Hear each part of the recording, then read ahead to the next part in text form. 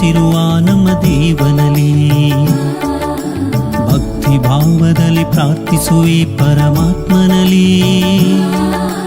ಜ್ಞಾನ ದೇಗುಲದಿ ನೆಲೆಸಿರುವ ನಮ್ಮ ದೇವನಲ್ಲಿ ಭಕ್ತಿ ಭಾವದಲ್ಲಿ ಪ್ರಾರ್ಥಿಸುವೆ ಪರಮಾತ್ಮನಲ್ಲಿ.